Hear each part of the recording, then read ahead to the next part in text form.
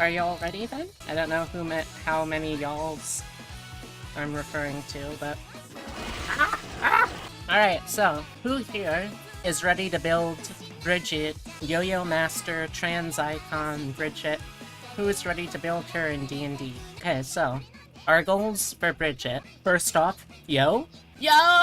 We need to get at least one yo-yo, we need to make it pretty good, and we need it to be able to really wallop people and keep them at a good, safe range. Secondly, Mr. Roger loves you very much, and so does Roger, the giant robot teddy bear that's apparently possessed by an ancient ghost? So we're gonna get something to have Roger represented. And then we need to become HRT, the highly rapid trans woman, because Bridget is, in Guilty Gear, one of the fastest characters. She might not have much health at all, but she is very quick, and we need to make sure that that is represented too. So, with all that taken care of, let's get right into it. We're gonna start off in Dexterity. We're gonna be doing a standard point spread. 15 in Dexterity, because you're gonna need to be able to really speed around everywhere. Wisdom. Bridget worked for a while as a bounty hunter, and you need to have your head on a swivel if you're going to be doing that as a job. I'm going to do Intelligence after that. Her parents were apparently billionaires? So she had very good education. Charisma is going to be a little low. She's still very likable, but she needs to learn to be able to speak up and assert herself more, really. Again, Constitution, not great. But to be fair, I did specifically say this is a character who has low health in the game. And we're dumping strength because one of Bridget's listed dislikes is muscles. So we're going to make sure that she doesn't have to deal with any muscles more than she has already. Shocker, I know. First off, we're going to round up. Actually, I forget something. Hold on. I can't remember. Are humans one of the races who can now do variant spreads for stats? Is that one of the things that Tasha added for humans as well? The ability score bonuses of your race and apply them however you like. Alright, in that case, let me rearrange these a little bit. Intelligence we'll put at 12, Charisma at 13, and honestly, I think that should work. Intelligence and Charisma +1. Tasha just made it a variant rule. But yeah, I just wanted to, like, make sure that within the book, it's saying that, yes, this is something that anyone can do. Alright, let's see. Let's start off with Acrobatics Proficiency. And for the feats, I know that it's important for her to be at range. One of the best ranging tools you can get, the Sentinel feat. Hey, so Future Bee here, popping in with a quick update. I actually decided that Sentinel really wasn't doing very much for us in our zoning game, so I swapped that feat out in the build for the Crusher feat instead. So what Crusher does is it lets you increase your strength or constitution by 1 up to a max of 20. We're going to go with constitution because we don't want to give her more muscles. It allows you, when you hit a critical hit on an attack that deals bludgeoning damage to a creature, attack rolls against that creature are made with advantage until the start of your next turn, and most importantly, once per turn, when you hit a creature with an attack that deals bludgeoning damage, you can move it 5 feet to an unoccupied space of your choice next to them, provided the target is no more than one size larger than you. So why did we do this? Well, first off, Sentinel only really functions with melee attacks within 5 feet, so we would not actually be able to properly zone with the whip. However, the main reason we're doing this is this way, if someone does get within your zone, within melee zone, where you will have disadvantage with your ranged yo-yo attacks, you can do a quick hip bump unarmed attack or one of the flail yo-yo attacks. You'll see those later on. And you can knock them back into range and hit them with the yo-yo without the disadvantage to the attack. Okay, sending it back to Past B. Goodbye, I love you! Bridget's all about being a zoner character. She's not gonna let you into her zone. And when a creature within 5 feet of her makes an attack against a target other than her, and that target doesn't have Sentinel too, she can use her reaction to make a melee weapon attack against the character as well. Alright, so I know that she was raised in a convent, so we're definitely getting religion proficiency for one of these. I think then also it would help to have something like... We'll get acrobatics in a second. Instead, let's go with her perception proficiency and also investigation proficiency, so that way she's able to better hunt down her bounties, you know? We are going to be starting off as a monk. We get 2 more skill proficiencies. We're going to get acrobatics. Let's also get insight proficiency here. She, you know, she's a pretty good judge of character. And again, it helps with the bounty hunting, being able to get information out of people. So as a monk, she has been trained in martial arts. That means that she can use her dexterity instead of her strength when making attacks with unarmed strikes or monk weapons, which is any simple weapon or short sword. She can also substitute a d4 for the normal damage of those attacks. And when she uses the attack action, as a bonus action, an attack action with an unarmed strike or monk weapon, as a bonus action, she can make a extra unarmed attack for free. As you say, she can hit someone with the yo-yo and then do a little butt bump. Also, as you'll notice from our reference picture here, she does not wear any form of armor. So it's really good that she gets unarmored defense, which makes her AC equal to 10 plus her dexterity plus her wisdom modifier. So at this point, that's going to be 15. Pretty good. And we'll be able to make it better, obviously, as things go on. I'm going to be sticking with Monk for a little bit, so that way we are able to, you know, start fully realizing the character. So Monk 2, we get key points, which let us do cool bounty hunter things, like Flurry of Blows, which when you take your attack action, you can spend a key point to make 2 unarmed strikes as a bonus action instead of the normal one. And spend a key point to take the dodge action as a bonus action. Step of the Wind, you can take the dash or disengage action as a bonus action, and your jump distance is triple. Could have invested in athletics instead, but remember, Bridget does not like muscles, so I don't want to make her any more muscular than she has to be. That's pretty much her FAR S in D&D, that's sick.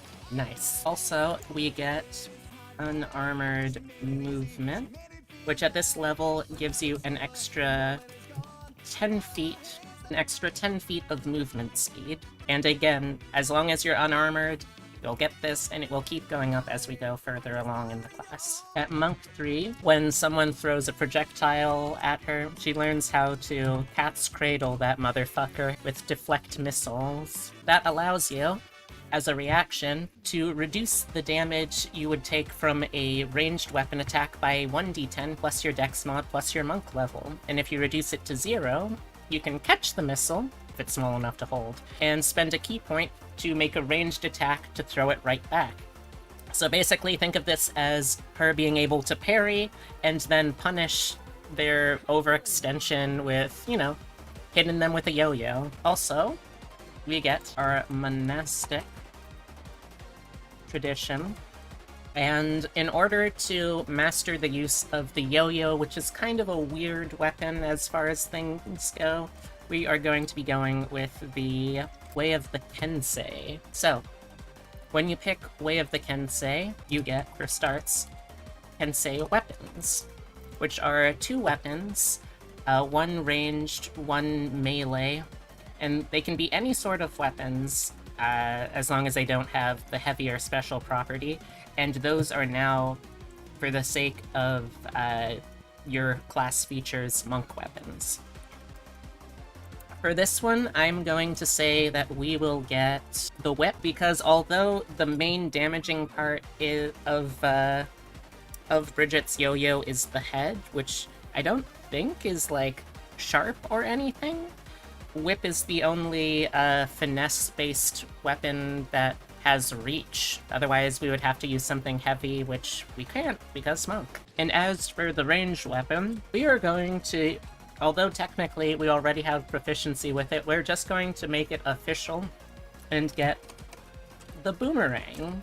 Now you might be thinking, why are we getting a boomerang? That's not a thing that Bridget does. But consider this. A boomerang is something that is a blunt object that you throw and can come back to you. What does that sound like? That's right. Boomerangs are going to be our stand-in for Yo-Yo, because there's honestly very few weapons that are blunt and also throwing weapons. Plus, Boomerang also has the fun little bonus feature of if you miss with a boomerang attack, it automatically returns to your hand. And that's pretty fun. Also, you know what else is fun? Unlike the actual world, there's nothing saying that you can't tie a string to a boomerang and still throw it, and if it hits, just pull it back on the string. So, now that you have these Kensei weapons, what are they doing for you? First off, they give you the ability to do agile parries.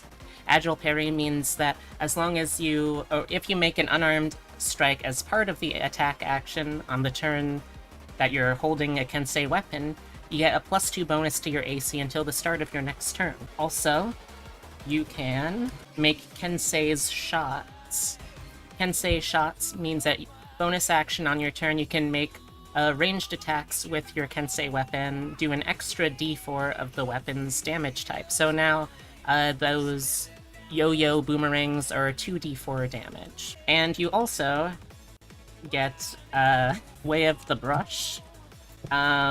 This just gives you either painter's tools or calligraphy tool proficiency.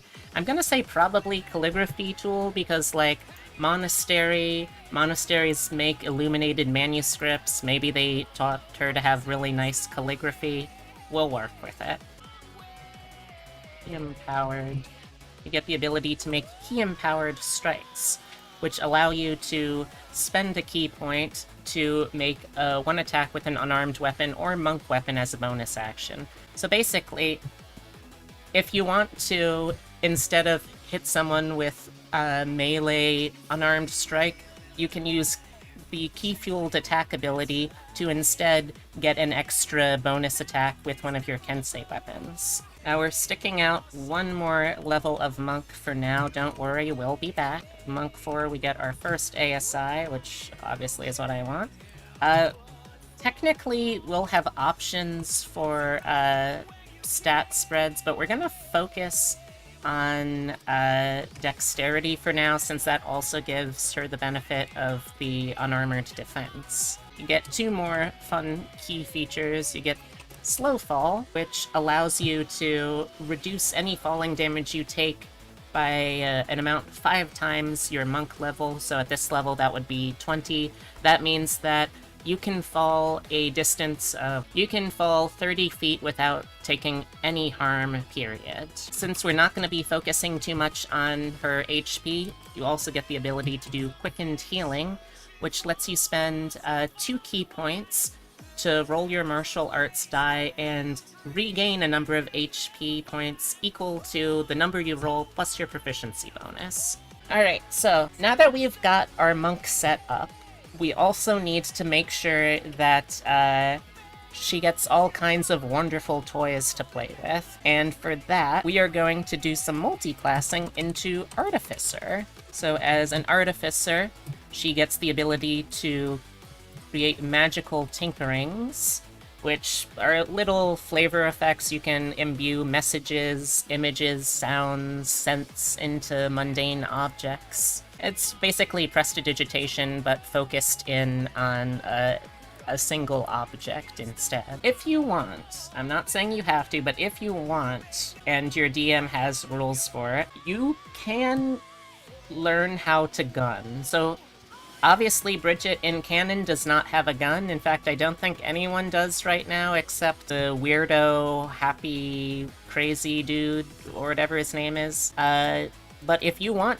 if the Bridget you play at home wants to have a gun as a treat, now you can. So, got spell casting now. As an Artificer, you have the only spells that you have solidified that you know are cantrips. Everything else you get to pick whenever you do a short rest. For cantrips, I would suggest Booming Blade.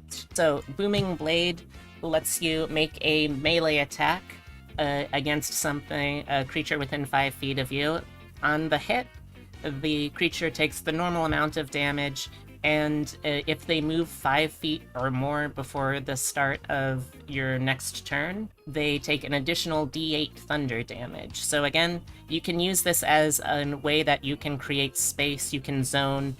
They're not going to be able to get any closer to you if you, like, hit them with a sentinel or a booming blade. You got options, that's important. As for the other one, I am going to say, let's get Mending.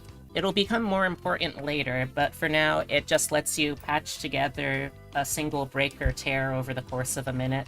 Not super useful, pretty slow. It'll get better once we get a few levels deep. Then we also have suggested spells. And because you are an Artificer, that means you're only a half caster. You're gonna get spell options very, very slowly.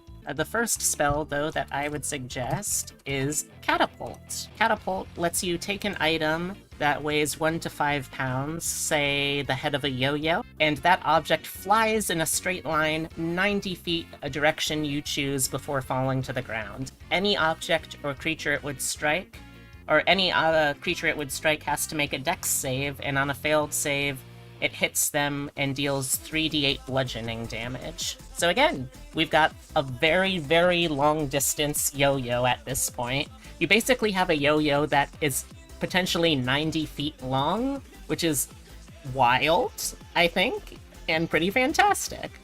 In addition to that, I would also say let's grab Longstrider. So Longstrider is a nice flat buff. You use it, and for the next hour, you, or anyone you touch, technically, get an increase to your speed by another 10 feet. So at this point, you are able to travel 50 feet in 6 seconds. That's really good. This is my idea for the little yo-yo scooter thing that she has. It's Longstrider, basically. Alright, so Artificer 2. This is when we start getting some fun stuff. Also, you know what? We don't even really necessarily need the boomerang at this point. So the reason I say that is because at Artificer 2, you get the ability to make Infusions, which are basically just fun little magical items that work just for you. You know 4 of them, and you can have 2 active at any given time. I already know one of them for sure. Okay, so first things first, we want Returning Weapon. So this way, you don't even need to have it be a boomerang anymore. You can just use a light hammer if you want instead. What this means, though, Returning Weapon, the yo-yo becomes a magical weapon that has a +1 bonus to attack and damage rolls, and whenever you throw it, it immediately returns to your hand after it's used to make that ranged attack. So now we have an actual, legit yo-yo. You don't even need to use a boomerang. If you want, you can just have it be a light hammer, and in fact, I'm actually gonna go back and have that as a thing, because it doesn't even need to be a boomerang anymore. The hammer will work just as well. Keep in mind is also a yo-yo that will do 2d4 +1 damage, which is pretty good for a thrown weapon. That would have a throwing distance of 20 to 60 feet. So that's a super reach weapon. That's you being able to unravel a yo-yo and it's 20 feet long, or potentially up to 60 feet long. That is wild, and I love it. Oh, wait, hold on. I actually forgot something important earlier. I think more than perception, this really needs to be sleight of hand, because what is yo-yo if not a sleight of hand check, right? Alright, so Returning Weapon. Alternatively, if you want to focus more on your whip for a closer range yo-yo option, you can get Enhanced Weapon. At the moment, that will do the same thing as Returning Weapon. It will give it a +1 to damage and attack rolls. However, the benefit of choosing that over Returning Weapon is when you hit 10th level, it will do a +2 bonus instead, so really not that much of a difference. But if you want to focus on your whip yo-yo instead of your thrown weapon yo-yo, you've got options now. Let's see, beyond that, I'm going to say, let's also get... These aren't things that she explicitly uses per se, but I think would be useful in her line of work. Those being Goggles of Night to allow her to see in the dark because she has bad human eyes.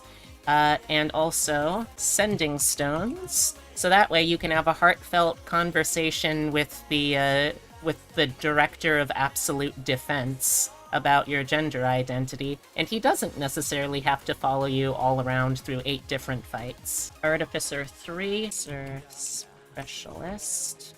And we are going to be going with the only option that will give us Roger, our very, very good boy. We are going to go Battlesmith. Right, so, as a Battlesmith, you get a bonus tool proficiency, so in this case it's Smith Tools proficiency. And this is essentially going to be like, you know what, actually, hold on. Something else that I want to fix. Way of the Brush, we're gonna switch that out for Weaver's Tools. Because Smith's Tools and Tinker's Tools is gonna help us with the interior parts of the robot teddy bear Roger, but Weaver's Tools is what's gonna let us make his comfy, cuddly, soft exterior, and I think that's very important too. Battlesmith spells. At this level, Heroism. That lets you touch someone, that creature becomes immune to being frightened, you know, in case you need to give yourself the courage to confront your own gender identity. And it also gives temporary hit points equal to your charisma modifier at the start of each turn.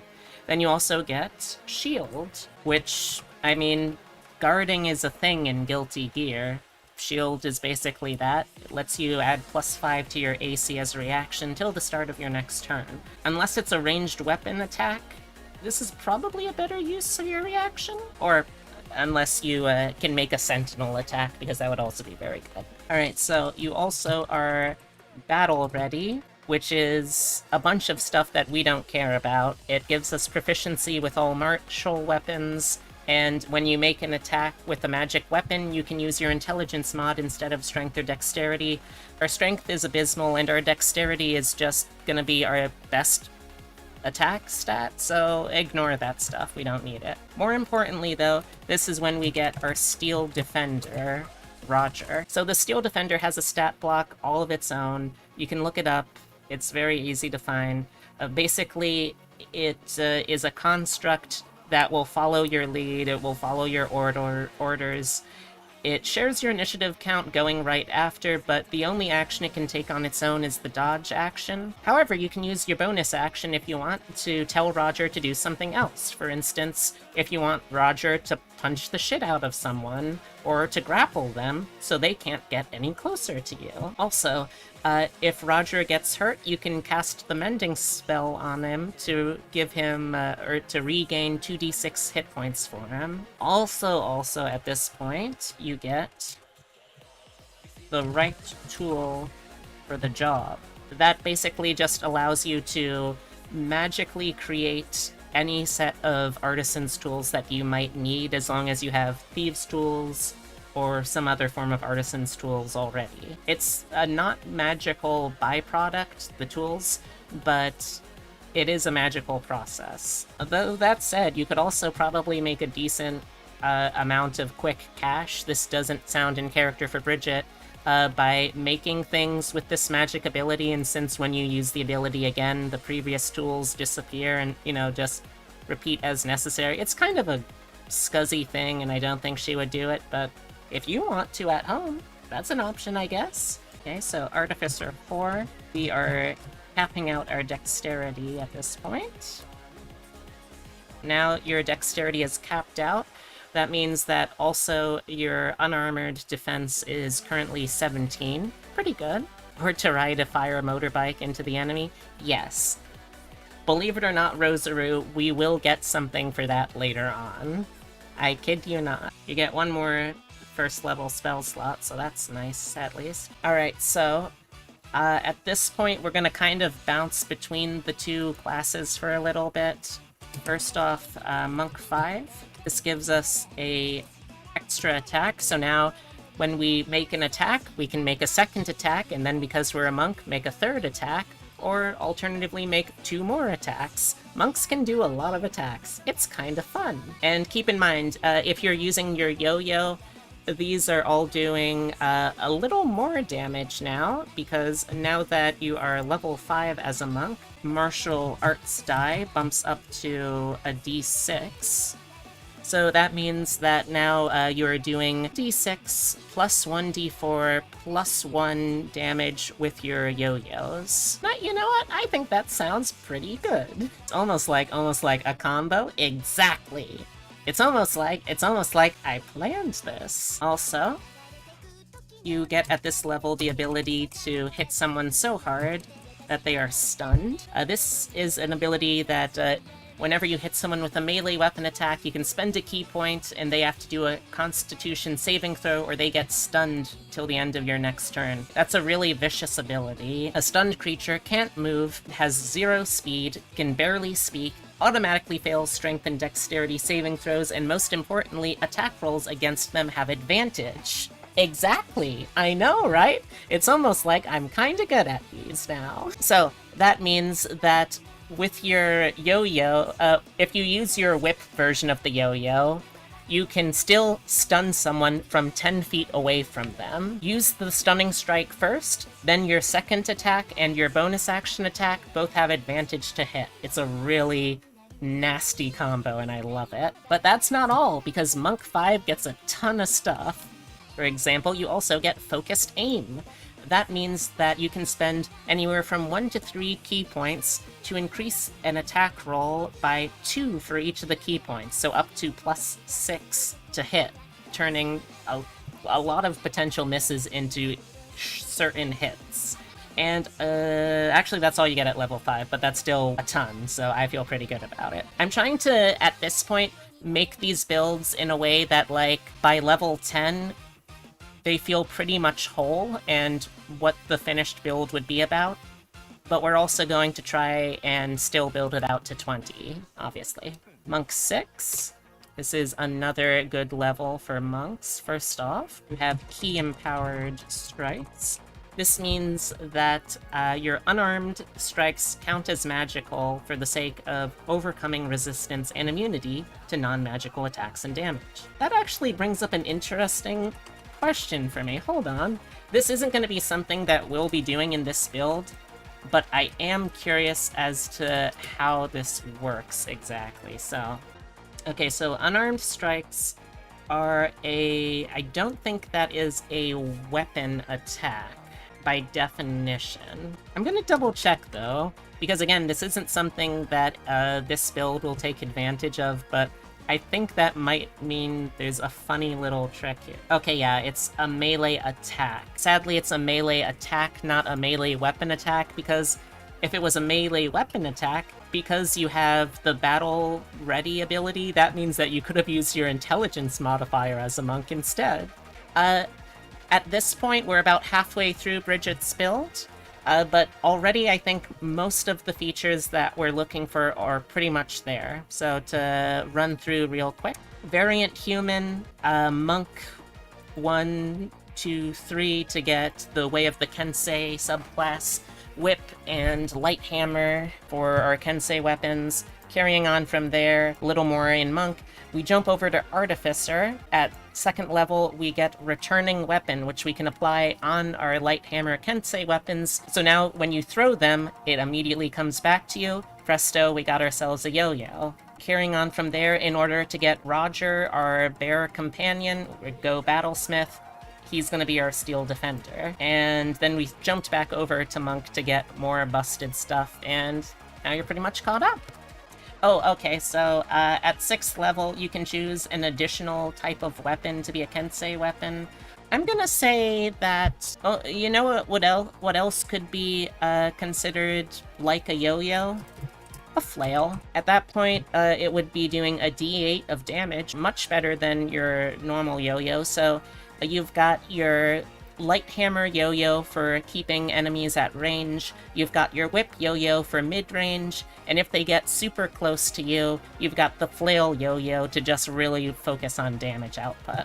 Oh, also, you know how your unarmed attacks are magical? Also, at this point, you have magic Kensei weapons. So your weapons, the Kensei weapons, also count as magical for the sake of overcoming resistance and immunity.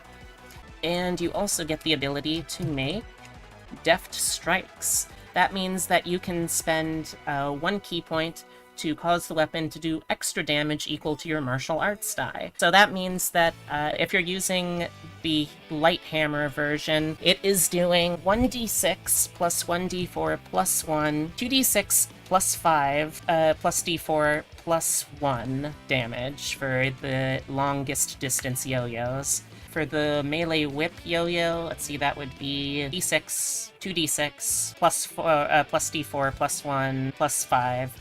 And for the flail, it would just be a, d8 plus 5, plus 1, plus d4, plus d6. You're hitting hard, that's basically what I wanted to say. Alright, so we're gonna be jumping back over for a second to Artificer. After this, we're kind of gonna be bouncing back and forth for a little bit, so, sit tight. We'll be getting through everything, I promise. So, Artificer 5, unfortunately, is an empty level for us. This would also give us extra attack, but unfortunately it doesn't stack. Beyond that... oh, that's right! You can have level 2 spells now, so let's see if there's anything I want to suggest there. Okay, so... at this point, Roger is considered a medium construct, but with Enlarge Reduce, you can either make Roger even bigger to the point that you could ride Roger for some of those aerial dash attacks that he's got, or you could make him really small. Small enough, perhaps, to ride on a tiny flaming motorcycle? We'll get back to that one in a little bit, don't you worry. If you want to free up one of your infusion slots for something else, you can also cast Magic Weapon, which turns something into a magic weapon that does an extra +1 to attack and damage roll. When you upcast it, that boosts up to a max of +3. Another spell actually I'll suggest. This is going to be sort of a creative interpretation of what a yo-yo can be, but if you wrap a yo-yo around several points in an environment to create a web of sorts, well, that might be like a web. With web, you create a 20-foot cube of difficult terrain anchored between several solid masses. Each creature that starts its turn in the web or enters it during its turn has to make a dex save or they become restrained, which again, 0 speed. Attack rolls against it have advantage, their attack rolls have disadvantage, and they have disadvantage on dexterity saving throws. This is a really nasty ability that you can throw out, and it's AoE, so you got a bonus to that too. So if you really want to take full advantage of just how long your yo-yo's string is, you can use this. She has a yo-yo grab? Hog.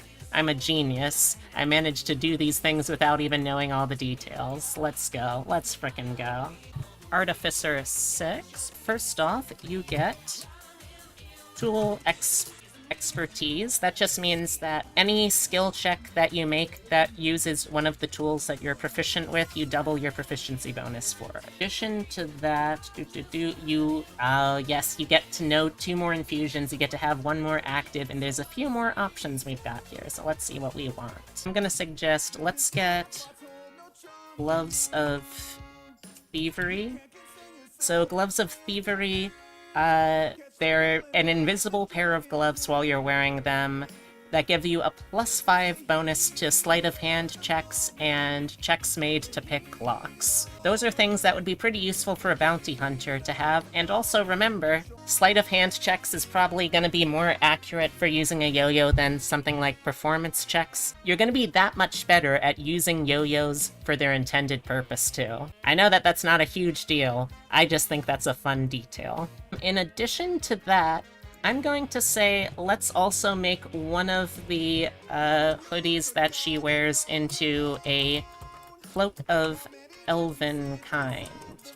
So, Cloak of Elven Kind, when you wear it with its hood up, wisdom check, perception checks made to see you have disadvantage, and you have advantage on stealth checks made to hide. For some reason, it takes a full 6 seconds for you to pull the hood up or down, but that's still pretty useful, again, for a bounty hunter. And you know what? She's got so many hoodies going on that I feel like we have to do something to represent those really awesome hoodies, right? Flash of Genius. So Flash of Genius is a really good ability that is admittedly kind of super wasted on this build. A Flash of Genius allows you to, whenever you or a creature you can see within 30 feet of you makes an ability check or a saving throw, you can use your reaction to add your intelligence modifier to the roll. You can do this a number of times equal to your intelligence modifier. Normally that would be really good for an Artificer. However, because we're focusing primarily on the monk, we only have an intelligence of +1. So you can use it once, and it gives you, or whoever else you want, +1. Could be worse. Could be a lot better, admittedly. Artificer 8, we get another ASI. So let's see. We could use this to boost our intelligence, and that would not be a bad idea in the slightest, because that would give us more uses of our Flash of Genius and would make Flash of Genius better. Oh wait, actually, yeah, you started off as a monk, so you wouldn't have these, this particular save naturally. Alright, we can work with this. Let's get, we're gonna be a real mad lass here and get, intelligence and wisdom +1. I know what you're thinking, like, oh no, B, what are you doing? If you do that, it'll be odd. No, no! And don't worry, I hear you. I hear you every night. You are the furies that tear at my consciousness into the cold oblivion of creator's remorse. I hear you, and it's gonna be okay, I promise. For now, this is nice because it now means we get 2 Flashes of Genius, and it's a +2 bonus instead of only a +1. We get a even stronger version of Roger with his Arcane Jolt. So what that means is that whenever you hit a target with a magic weapon attack, remember, all of your Kensei weapons count as magic weapon attacks for the sake of this. This is going to be important here. When you hit someone with a magic weapon attack, like your Kensei weapons, or when Roger hits someone, the target takes an additional 2d6 force damage, or choose a creature or an object you can see within 30 feet of the target, and they restore 2d6 HP. You can do this a number of times equal to your intelligence modifier, and can't do so more than once per turn. You get all those uses back on a long rest. So if you really need to hit something with an extra big oomph, use Arcane Jolt. Alright, so the reason that we stuck so long outside of Arcane Jolt, which is a very fun ability, the other reason, though, is 9th level is when we first get 3rd level spell slots, and there are some good ones here for us.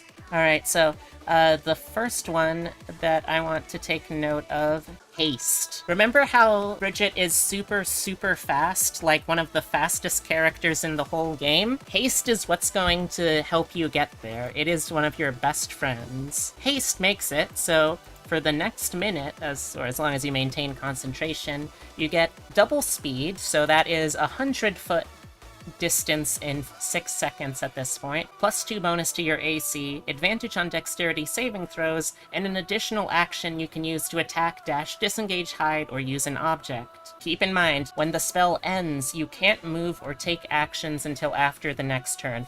But it doesn't say that you can't take bonus actions, so after haste ends, you could use your bonus action to tell Roger to come pick you up and protect you. The other thing here, you can also get the spell Tiny Servant. Remember the Killing Machine?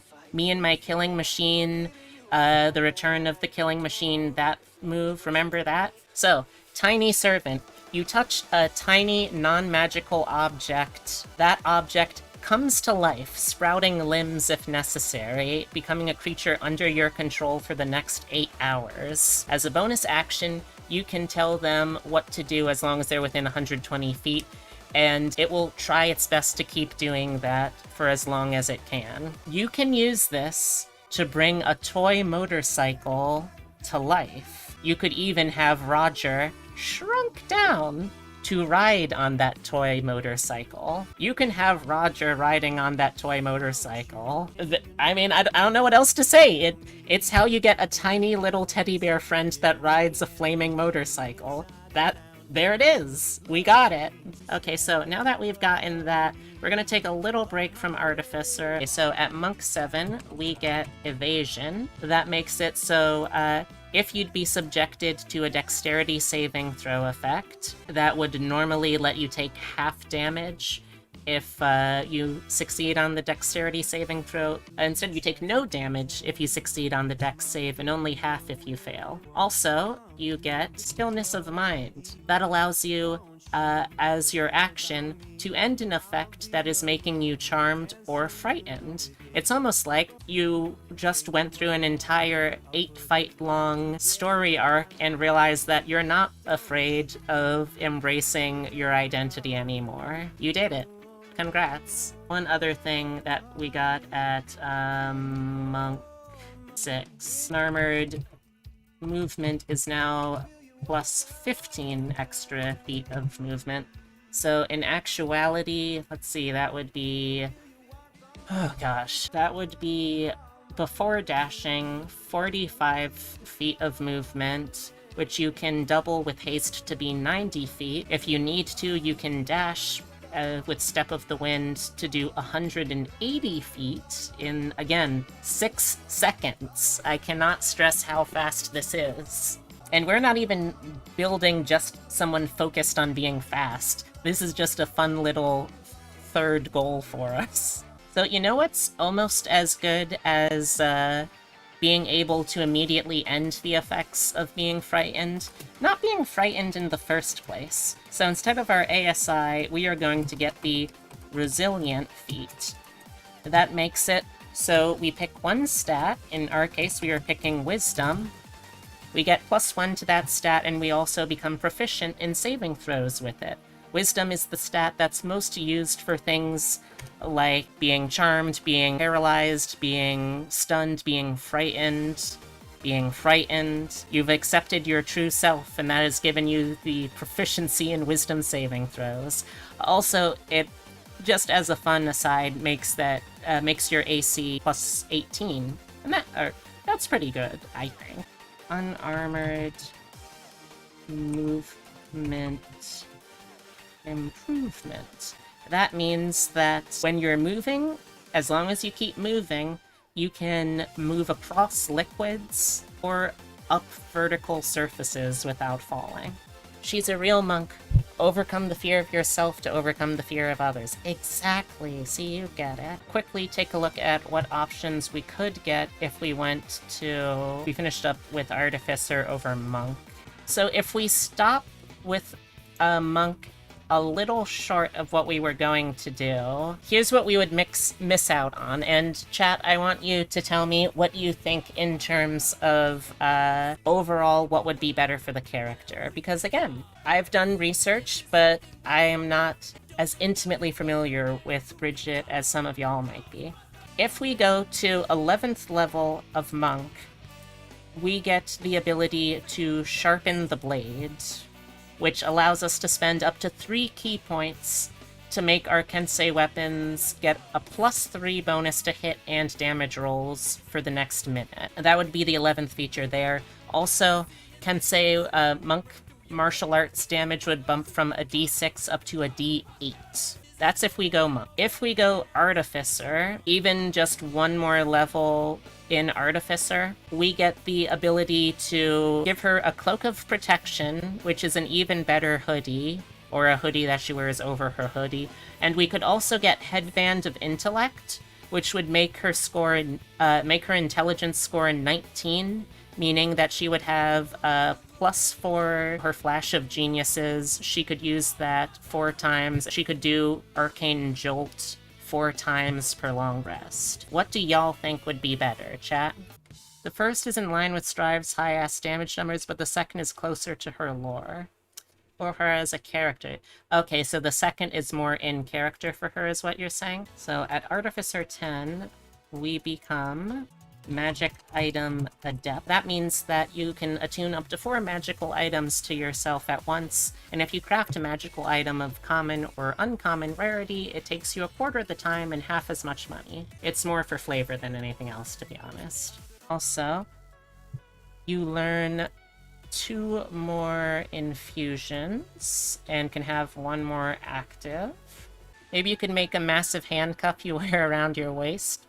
Maybe. Ones that I'm suggesting are Cloak of Protection, which gives you a +1 to your AC and all saving throws.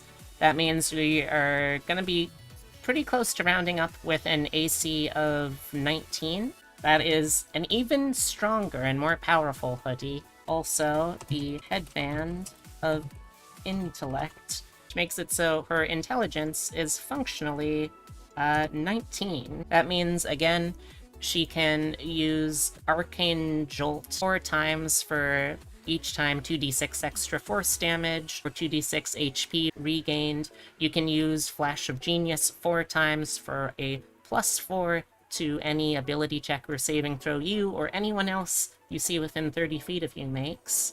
That's a very good boost for her. Finally, for our Capstone, Artificer 11. Okay, so spell storing item. This, I think, is such a fun capstone for this character build. What it does is whenever you finish a long rest, touch a simple weapon, a martial weapon, an item, and you can store a 1st or 2nd level spell from your Artificer spell list that requires an action to cast. Anyone is holding that object, they can take an action to cast the spell using your spellcasting modifier, and if it's a concentration spell, they're the ones that have to hold concentration on it. So you can use this, you give something to Roger and have him shrink himself down so he can ride on his tiny toy motorcycle. Is that a very silly thing to have for a capstone goal?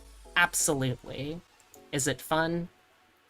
Yes. Oh, also, I'm so sorry. I forgot a couple more spells. Oh my gosh. Let's talk about these 2 real quick. Okay, so at 5th level, we get Branding Smite and Warding Bond. So, Branding Smite, next time you hit a creature with a weapon attack within the next minute, the weapon does an extra 2d6 radiant damage, and if the target is invisible, they are now visible. You know, just a fun way you can make your yo-yo even more devastating. Now, this other spell, I think, is going to be very, very good for you and Roger. This would be a great spell to have Roger cast through the spell storing item. That spell is Warding Bond. Up to an hour, you and Roger have a special bond that whenever you're within 60 feet of you, you get +1 bonuses to your AC and saving throws, so +2, meaning you're now at 20 AC, and resistance to all damage. And each time that you, Bridget, take damage, Roger takes the same amount of damage. So this is gonna allow Roger to really tank some very dangerous potential hits for you. That's really good.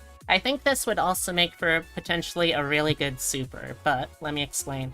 So Aura of Vitality, you create a 30-foot radius aura around you. This is up to a minute-long concentration spell.